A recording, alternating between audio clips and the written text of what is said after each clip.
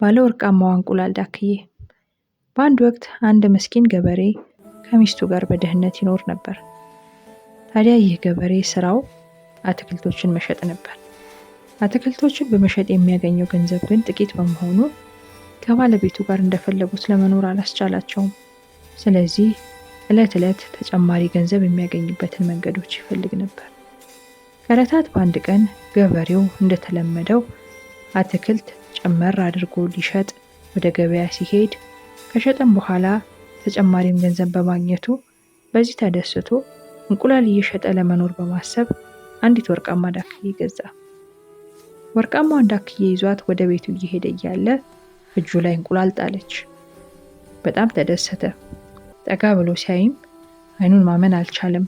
ዳክዬዋ የጣለችው የወርቅ እንቁላል ነው። እየተጣደፈ ወደ ቤቱ ገባና ሚስቱን ወደ ጓዳ እጇን እየጎተተ ወሰዳት። እጁ ላይ የዳክዬዋን ወርቃማ እንቁላል አሳያት። በዛው ቅጽበት ዳክዬዋ ሚስቱ እጅ ላይ ተጨማሪ እንቁላል ጣለች። ሚስቱን ነገሩን በመደነቅ ስትመለከት ባለቤቱ የተፈጠረውን ሁሉ ነገራት። በዚህም ገበሬውና ሚስቱ እጅግ በጣም ተደሰቱ፣ ፈጣሪያቸውንም አመሰገኑ። ብዙም ሳይቆዩ ገበሬውና ሚስቱ ብዙ የወርቅ እንቁላል ኖራቸው እጅግ በጣም ሀብታምም ሆኑ።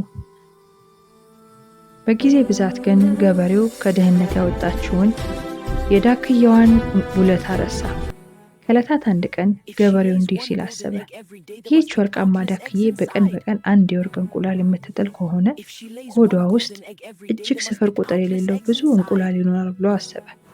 ይህንንም ሁሉ በአንዴ በማግኘት በሀብቱ ተወዳዳሪ የሌለው እጅግ ባለጠጋ መሆን ፈለገ።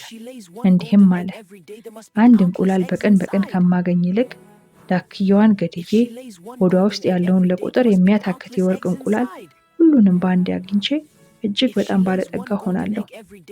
ይህንንም ሀሳቡን እውን ለማድረግ ሰው ሁሉ እስኪተኛ ጠብቆ ዳክዬዋን ገደላት። ብዙ ወርቅ ለማግኘት በማሰቡም በፍጥነት ሆዷን ከፈተ። አይኑን ማመን አልቻለም።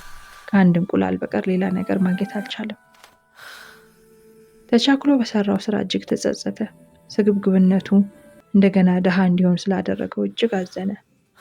በዚህም ስራቸው ተመልሰው ወደ ቀደመው ድህነታቸው ተመለሱ።